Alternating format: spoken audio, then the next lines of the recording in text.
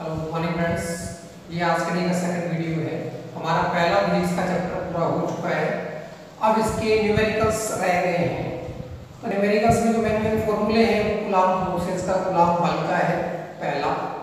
इसके अलावा अध्यारोपण जो लगा इलेक्ट्रिक फील्ड विद्युत क्षेत्र एकल बिंदु के कारण या फिर द्विध्रुव के कारण।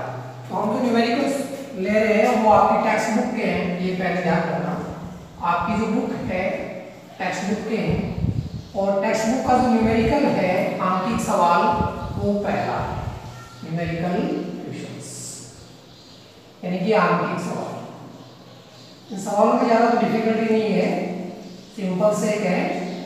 पहला सवाल जो उन्होंने दे रखा है, फर्स्ट क्वेश्चन ये दे रखा है कि दो आवेश हैं, कितने चार्ज है, क्वेश्चन में गिवन क्या क्या है, इनके अकॉर्डिंग दो चार्जेस दिए गए हैं। Q1 2 into 10 to the power minus 7 coulomb and Q2 जो है वो दे रखा है इन्होंने 3 into 10 to the power minus 7 coulomb और दोनों के बीच जो डिस्टेंस दी गई है वो दे रखी है इन्होंने 30 सेंटीमीटर। सवाल ये पूछा गया दोनों के बीच पे लगने वाला बल, यानी कि आपको क्या कैलकुलेट करना है, फोर्स कैलकुलेट करना है। ठीक है, सवाल पूरा मैं नहीं लिख रहा, वो आप बुक से देख लेना, सबके पास प्रोवाइड होगी। तो क्या है, पहले सवाल में दो चार्ज दे रखे हैं, Q1 दे रखा है, Q2 दे रखा है, R दे रखा है। तो सॉल्यूशन में क्या लिखा जा सकता है, कूलॉम बल, कूलॉम फोर्स।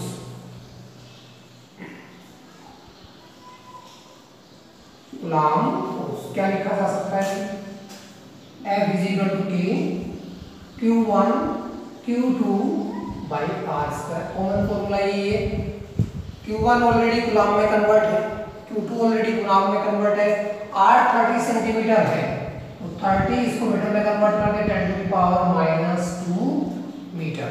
अब जरा K की वैल्यू रखें, F K की वैल्यू हमें पता है कांस्टेंट है 9 × 10 टू द पावर 9।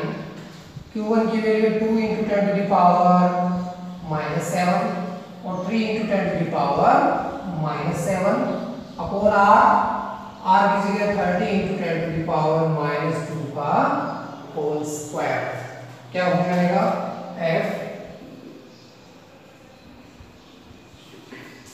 9 को 2 से 2 में 18 18 3 सौ करके 54 × 10 टू द पावर 9, ये 7 और 7 ये 14 × 14 -3 9 इसकी कितनी बच गई -5 3 का कितना हो जाएगा 900 10 टू द पावर 2 की जगह आ जाएगा 4। दो पावर को मैं इसी में से कम कर देता हूं, कोई दिक्कत नहीं है। कैलकुलेशन क्या हो गया है, F = 54 10 to the power -5 upon 9 × 10 to the power -2। ध्यान रहे ये दो जीरो प्लस के हैं, मैंने इसमें से दो पावर कम कर दी है -4 में से। अब क्या करोगे, -2 बचे इसको ऊपर भेज दें। F = कितना होगा, 2 से काटा जा सकता है 6 बार 9 6 से 54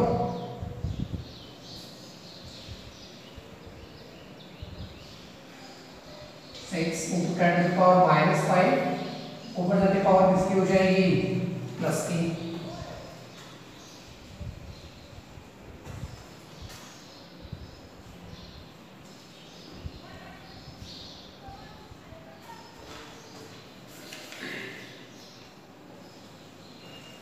कितनी बचेगी, F 6 10 to the power -3 newton, ये लगने वाले बल का मान है।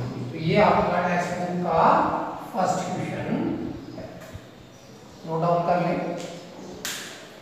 इसके बाद टेक्स्ट बुक का जो सेकंड क्वेश्चन है वो क्या है,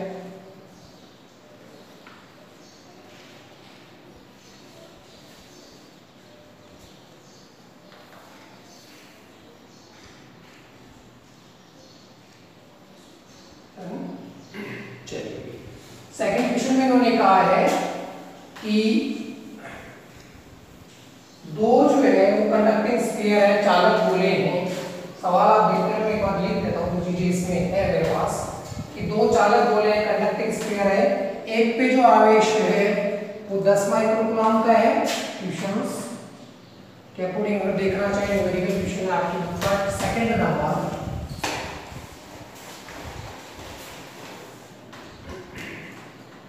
क्वेश्चन नंबर 2 है। इनके अनुसार दो कंडक्टिंग स्फीयर है, एक पे 10 माइक्रोकूलम चार्ज है, एक पे जो है वो -20 माइक्रोकूलम चार्ज है और दोनों के बीच की डिस्टेंस है r। इन्होंने दी नहीं है सवाल में कि लिए गए एक दूसरे से कुछ दूरी पर रखे गए। दूसरे सवाल में इसी में ये करें दोनों को अगर एक दूसरे के कांटेक्ट में लाया जाए, पास में लाओ, फिर सेम दूरी पर आप इनको सेपरेट करो, फिर बल का रेशियो क्या रहेगा। फिलहाल पहला केस तो यही है। तो इस समय कूलम फोर्स कितना हो जाएगा, Q1 की वैल्यू है 10 माइक्रोकूलम, तो 10 × 10⁻⁶ कूलम। Q2 जो है वो दे रखा है -20, तो 20 × 10⁻⁶ कूलम। और डिस्टेंस जो है दूरी दोनों के बीच की वो r ही है। ठीक है, तो सपोज इनके बीच में लगने वाला जो बल है उसको मैं कहता हूं F1 के Q1 Q2 bye r²। Values लिख सकते हो F1 के is 9 × 10⁹, Q1 the 10 × 10⁻⁶, Q2 is equal to 20 × 10⁻⁶ upon r²। और साथ में क्या आ जाएगा माइनस। इसको मैं इसी फॉर्म में रख रहा हूं ताकि आगे काटने में इजी हो जाएगा। डन। अब ये क्या कह रहे हैं कि इन दोनों को संपर्क में लाया जाए, कांटेक्ट में लाया जाए, फिर अलग करो। तो दोनों को जैसे ही आप संपर्क में लाओगे, मान लो मैंने इनसे जोड़ दिया, दोनों को क्या कर दिया, कनेक्ट कर दिया। कनेक्ट करने के बाद इन आवेशों का पुनर्वितरण होगा, चार्जेस रीडिस्ट्रीब्यूशन होंगे। और कब तक चलेंगे, जब तक कि दोनों पे बराबर आवेश नहीं आ जाता। तो अब जरा बराबर आवेश कितना होगा, एक पे चार्ज था 10 का, एक पे 20 का, divided by 2 in -10/2 in -5 microcoulomb. तो नया जो चार्ज आ रहा है वो पहले पर भी सेम रहेगा। तो कनेक्ट करने के बाद इस पे -5 माइक्रोकूलम और इस पर भी -5 माइक्रोकूलम। ऐसे समझे। अब दोनों को आप सेपरेट कर सकते हो। ये मैंने दोनों को सेपरेट कर दिया, दूरी वही है। इस पर भी -5 माइक्रोकूलम है, इस पर भी -5 माइक्रोकूलम है। अब लगने वाला बल निकालो, F2 के Q1 डैश, इसका मैं कहता हूं Q1 डैश और इस पे चार्ज जुड़े सारे सेम है दोनों, अपॉन r²। F2 आ जाएगा आपका के 9 × 10⁹, 5 × 10⁻⁶, अगेन 5 × 10⁻⁶। ये दोनों माइनस के मल्टीप्लाई होकर प्लस आ जाएगा r²। क्वेश्चन नंबर 2 सेकंड में। अब ये है इन दोनों बलों का रेशियो चाहिए, अनुपात क्या होगा। तो समीकरण 1 डिवाइडेड बाय समीकरण 2, इक्वेशन 1 डिवाइडेड बाय इक्वेशन 2। 1 से 2 को डिवाइड कर दें, क्या आ जाएगा, F1 इज इक्वल टू 9 × 10⁹, 10 × 10⁻⁻⁵, 5 2 × 10⁻⁻⁵ और r²। थोड़ा ध्यान रखिए, मैंने एक पावर कम कर दी है। यहाँ 10 है तो एक पावर मैंने रिड्यूस कर दी, यहाँ एक 10 था तो एक पावर मैंने इसकी कम कर दी, अपॉन में r²। इसको अपॉन में भेजोगे तो ये इन्वर्ट हो जाएगा, इन्वर्ट हो जाएगा तो r² चला जाएगा ऊपर और अपॉन में आ जाएगा आपका ये डाटा। अपॉन में आ गया 9 × 10⁹, 25 × 10⁻⁻12। अब आप उसको 16 कर सकते हो। ठीक है, तो क्या हो जाएगा, r² कैंसिल, 9 × 10⁻, ये कैंसिल, तो डाटा बचा वो क्या है, एक तो बच गया 2 × 10⁻⁻10, ये ऊपर है, एक है 25 × 10⁻⁻12, साथ में एक माइनस भी था उसका ध्यान रखें, F1/F2। ये आ जाएगा आपका वैल्यू F1/F2 -2, 10⁻12 को ऊपर भेजे, 2 पावर बचेगी 25, 200/25। साथ में माइनस है, F1/F2 -8/1। तो ये जो रेशियो आएगा -8 रेशियो माइनस के 8/1। पहले दोनों के बीच में लगने वाले बल का मान ज्ञात किया, उसके बाद जो है दोनों कनेक्ट करके फिर वापस सेम डिस्टेंस पे लेकर आए, फिर जो है बल का मान ज्ञात किया, फिर दोनों का रेशियो। रेशियो क्या आ रहा है -8 रेशियो। बुक में शायद गलत दे रखा है, आई थिंक ये माइनस बुक में नहीं आ रहा है, ठीक है। हाँ मैग्नीट्यूड का रेशियो पूछ लेते तो माइनस ना लिखे, नहीं बाकी साथ में माइनस रहेगा। ये आपका सेकंड क्वेश्चन।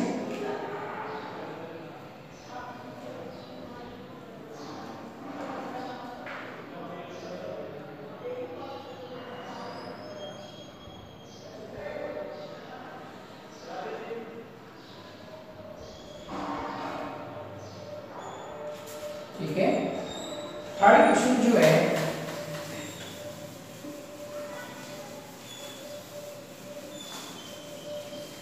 वो ये है कि भी एक आपको समबाहु त्रिभुज दे रखा है, इक्विलेटरल ट्रायंगल दिया हुआ है। उस ट्रायंगल के तीनों कोनों पर 3 चार्जेस आवेश उपस्थित है और किसी भी एक आवेश पर, चाहे सी पे ले लो, चाहे बी पे ले लो, चाहे ए पर ले लो, इलेक्ट्रिक फील्ड कैलकुलेट करना है। क्या कैलकुलेट करना है? इलेक्ट्रिक फील्ड की वैल्यू कैलकुलेट करनी है। तो वो इलेक्ट्रिक फील्ड आपको कैलकुलेट करना, तो क्या करोगे? क्वेश्चन नंबर है थर्ड, इनके अकॉर्डिंग ये एक इक्विलेटरल ट्रायंगल है, यहाँ भी एक क्यू चार्ज है, यहाँ भी एक क्यू चार्ज है, और इनके अकॉर्डिंग यहाँ जो है वो पूछा गया आपसे पॉइंट सी।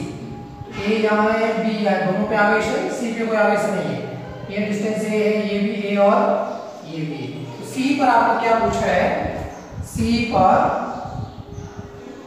विद्युत क्षेत्र, इलेक्ट्रिक फील्ड एट सी, वो क्या है? तो भी ये सवाल वैसे तो सोल्व कर चुके हैं, फिर भी सी के ऊपर इससे भी इलेक्ट्रिक फील्ड आएगा, इससे भी आएगा, तो पहले देख लेते हैं। ए पर स्थित आवेश के कारण, ए पर स्थित आवेश के कारण सी पर विद्युत क्षेत्र, electric field intensity at C due to Q charge at A. ठीक है भाई, तो ये बिंदु आवेश हो गई Q/r²। इस फील्ड को मैं नाम देता हूं ई ए दे दो भाई, या E1 दे दो, कोई दिक्कत नहीं है। KQ r² की जगह आ जाएगा 1। ये प्लस चार्ज है, दिशा रखिएगा इस तरफ, डन, आउटवर्ड। इसी प्रकार जो है वो क्या हो जाएगा? B के कारण ड्यू टू B, तो B पर भी जो है प्लस चार्ज है, डिस्टेंस वही सेम है, इसका हो जाएगा प्लस का इस तरफ, ये आ जाएगा E2।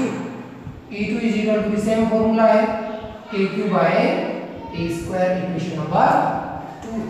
परिणामी रिजल्टेंट कितना आएगा? ध्यान दें, ये इक्विलेटरल ट्रायंगल, ये थीटा 60 डिग्री है, तो ये भी कितने का बनेगा?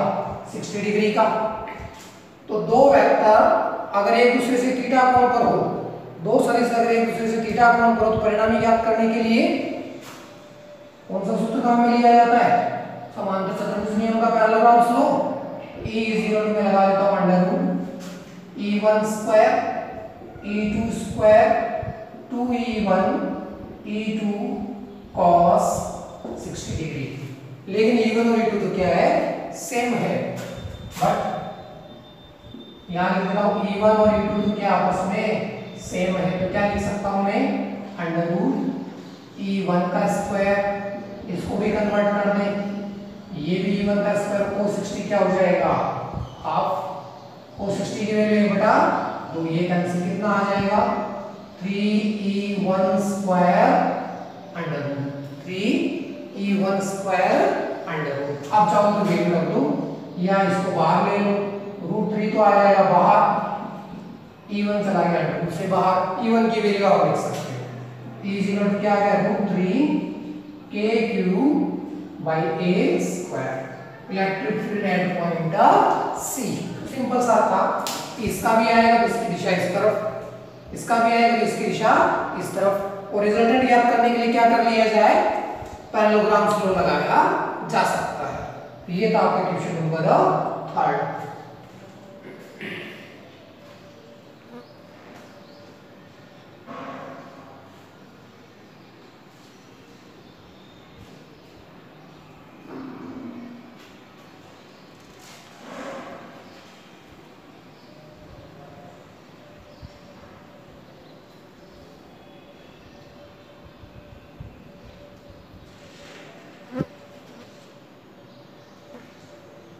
नेक्स्ट जो है उसमें न्यूमेरिकल ये है कि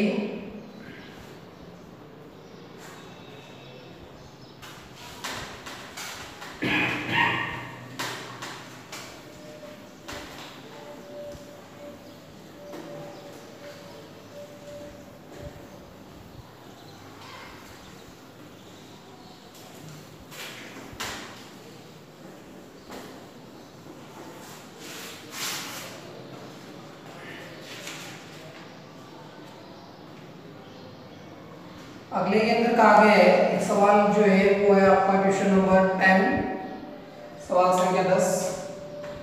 लगभग सभी करवाएंगे न्यूमेरिकल्स आपको। क्वेश्चन नंबर 10 में इन्होंने दे रखा है कि एक दो चार्ज है QA और QB। एक चार्ज है QA 2.5 10⁻⁷ कूलम और QB -2.5 × 10⁻⁷ कूलम। तो चार्जेस इन्होंने दे रखे हैं और कोऑर्डिनेट दिए हुए हैं। ए का जो कोऑर्डिनेट है वो 0 0 और -15 सेंटीमीटर है। तो बी का जो कोऑर्डिनेट इन्होंने दे रखा है वो आपका 0 0 और +15 सेंटीमीटर है। ठीक है, तो आपको क्या करना है, इस निकाय का द्विध्रुव आघूर्ण इन्होंने पूछा है, यानी कि टो की वैल्यू से क्या पूछा है, तो यानी कि विद्युत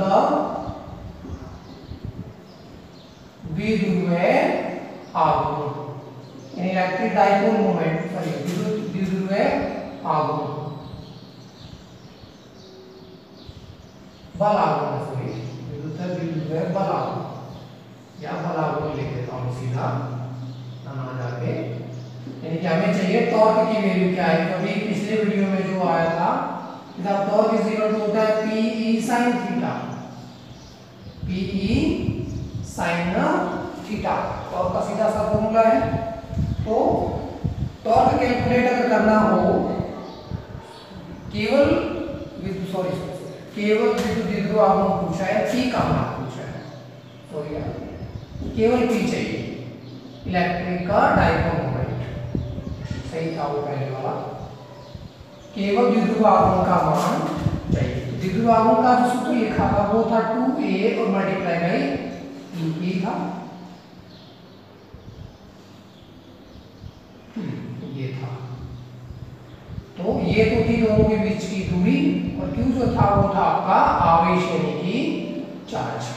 तो इसके लिए क्या किया जाए, पहले कोऑर्डिनेट्स को जरा देखिए।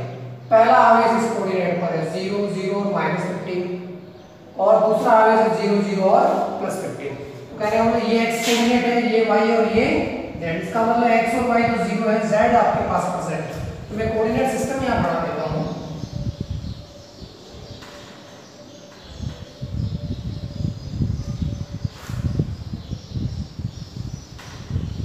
ये कोऑर्डिनेट सिस्टम हो गया आपका।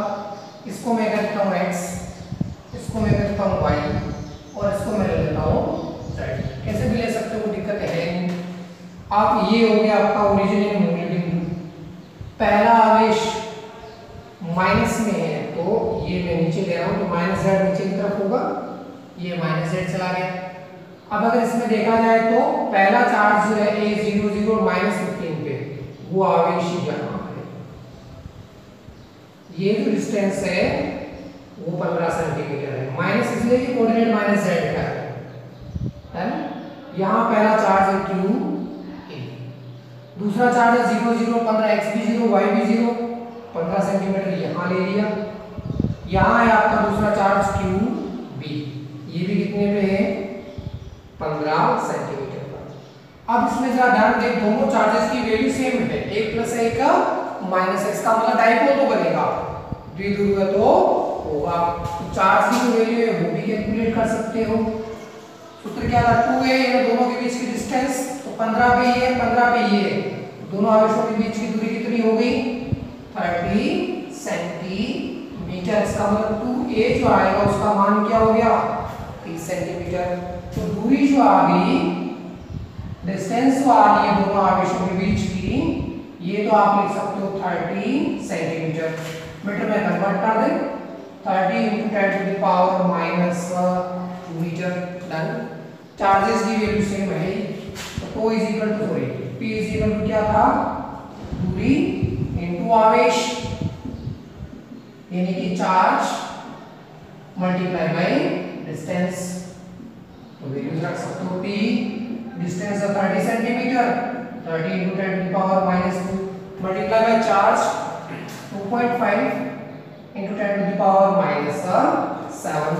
P इज इक्वल टू कितना आ गया 75। 2.5 को 30 से मल्टीप्लाई कर दो, कितने आएंगे 750, और पॉइंट लगेगा 75, तो 10 टू द पावर आ जाएगा -9 न्यूटन कूलम्ब इनटू मीटर। ये भी की वैल्यू है 75 × 10⁻⁹ centimetre into coulomb into metres. ये है आपके पास में न्यूमेरिकल इक्वेशन नंबर 10 का। स्क्रीनशॉट लेने लेना चाहिए तो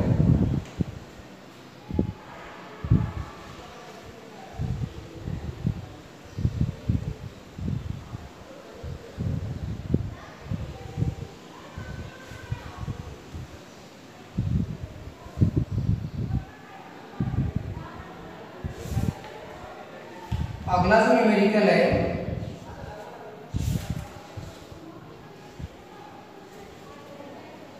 उसमें आप जो है सिंपल सा कह के क्लास के लिए तय करें। आगे न्यूमेरिकल्स का जो वीडियो है वो नेक्स्ट के अंदर आपको बता दिया जाएगा। Thank you.